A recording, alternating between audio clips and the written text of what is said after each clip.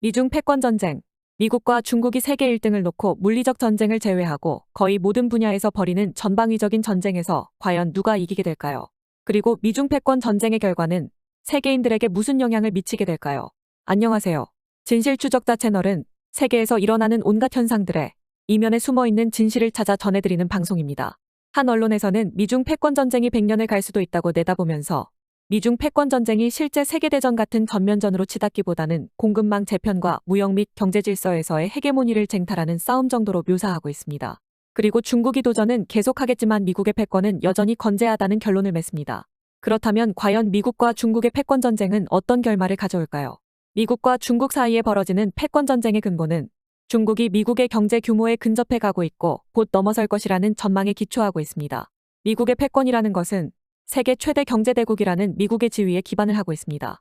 물론 미국이 세계 패권을 거머쥔 이유가 경제력 때문만은 아니고 군사력, 달러 기축 통화, 첨단 기술, 국제표준, 자유민주주의 정치제도, 국제기구에 미치는 영향력 등 다양하지만 경제적 영향력을 기반으로 이 모든 것이 가능하게 되어 패권을 가질 수 있게 한 것이 사실입니다. 그런데 중국이 자유무역 질서에 편입하고 난 1990년대 이후 미국의 경제 규모에 맞먹는 수준까지 올라왔습니다.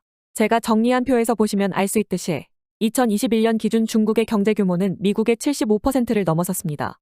중국이 미국의 경제 규모 대비 경제개방 초기였던 1990년에는 6%에 불과했지만 2000년에 10%를 넘어서더니 세계금융위기가 있었던 2008년 30%를 넘어섰고 2012년에 50%, 2015년 60% 수준을 넘어서더니 이젠 75%, 즉 미국 경제 규모의 4분의 3을 넘어선 것이죠. 과거 일본이 미국의 경제 규모를 따라가던 때가 떠오를 수밖에 없습니다.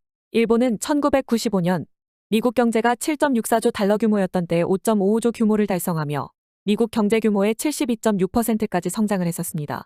하지만 10년 전인 1985년 플라자 합의로 일본의 엔화를 절상한 여파에 따른 수출 경쟁력 약화와 반도체 등 첨단 산업의 쇠퇴로 인해 이후 경제는 등락을 반복하며 26년이 지난 2021년 일본의 경제 규모는 4.9조 달러로 1995년 대비 오히려 10% 이상 마이너스 역성장을 하며 지금까지 침체 일로를 겪고 있습니다. 일본 경제가 호황을 겪은 이후 미국의 견제로 이 정도까지 나락으로 떨어졌다는 사실을 수치로 확인해 보신 분들은 의외로 많지 않습니다. 하지만 구글에서 미국 GDP로 검색을 해보면 미국, 중국, 일본 3국의 GDP를 비교하는 그래프가 바로 나와서 확인할 수가 있습니다. 그렇다면 중요한 점은 중국은 과연 일본의 전철을 반면교사로 삼아 미국 등 선진국들과 플라자 합의 같은 타협을 하지 않고 미국을 넘어설 수 있을 것인가 하는 물음일 것입니다. 여러분은 어떻게 생각하시나요? 미중 패권 전쟁에서의 최종 승자는 사실 경제 규모와 상관없이 미래의 최첨단 기술 경쟁에서 누가 승리하느냐에 달려있다고 해도 과언이 아닙니다. 기술은 곧 돈이고 돈은 경제와 군사력 모든 것을 좌우할 것이기 때문입니다. 반도체는 첨단 산업의 쌀이라고 불리고 있습니다. 모든 첨단 제품에 반도체가 안 들어가는 곳이 없기 때문입니다. 반도체를 대체할 수 있는 다른 데이터 처리, 저장소의 역할을 하는 물질이 개발된 것도 아니니 그러므로 반도체 기술과 생산의 헤게모니를 미국과 중국 중 누가 가져가느냐가 미중 패권 전쟁의 결말을 가장 잘 설명할 수 있을 것입니다. 일부 설익은 경제평론가들이 최근 위안화 결제 비중이 늘고 있는 현상을 가지고 달러 패권을 운운하는 것은 별로 논리적이지 못합니다. 위안화 결제 비중이 느는 것은 중국의 경제 규모와 세계 경제에서 차지하는 비중이 늘었기 때문에 자연스럽게 늘어나는 것이지만 그것이 지속하려면 결국 미국과의 패권 경쟁을 이겨야만 가능한 것이기 때문입니다.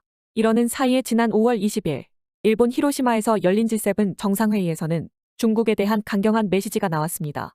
주요 G7 정상들이 일본 히로시마에서 내놓은 공동성명에는 중국에 대해 직접적으로 우려를 표명하는 것이 중요하다고 밝혔습니다.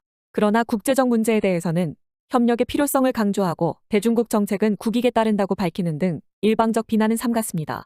반면 러시아의 우크라이나 침공은 강하게 비난하고 우크라이나에 대한 지원을 강조했습니다. 북한의 핵미사일 개발에 대해서도 무모한 행동에 강력히 대응할 것이라고 경고했습니다. G7의 중국에 대해 중요한 메시지는 중국에 대해 힘에 의한 일방적인 현상 변경을 시도하지 말라고 경고하면서 타이완과 문제를 평화적으로 해결하라고 촉구한 것이었습니다.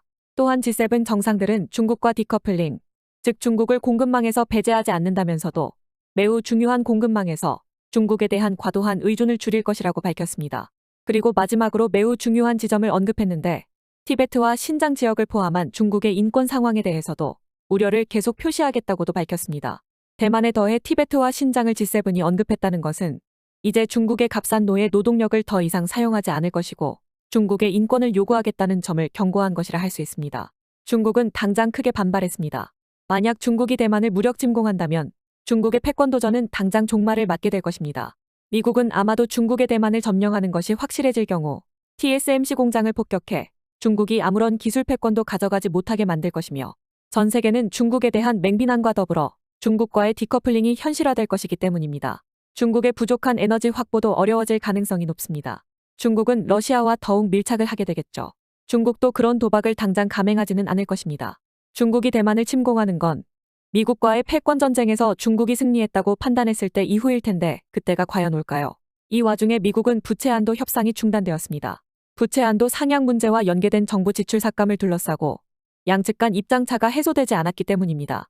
다만 양측의 협상이 최종 결렬된 것이 아니고 과거 부채 한도 협상에서도 타결 전까지 강도 높게 서로 밀고 당기기를 한 전례가 있기 때문에 이번에도 결국 봉합은 될 것으로 시장은 예상하고 있습니다. 하지만 미국의 패권 전쟁의 기류는 과거 트럼프가 미국의 대통령이던 시절의 모습과는 뭔가 다른 것 같은 느낌을 지울 수가 없습니다. 미국이 중국에 대해 너무나도 약한 모습이기 때문입니다. 부채 한도 협상을 보면서도 미국이 팬데믹 기간과 이후 바이든 정부의 무리한 재정 적자 과정에서 너무 많은 출혈을 하고 있다는 생각이 드는 건 왜일까요? 하지만 중국도 부채가 심각하기는 마찬가지입니다. 중국은 지방정부의 과잉 충성으로 인한 보여주기식 경제정책으로 대규모 인프라 건설에 집중하면서 경제 규모가 부풀려져 있습니다. 말 그대로 그것은 폭탄입니다. 아직 터지지만 않았을 뿐이죠.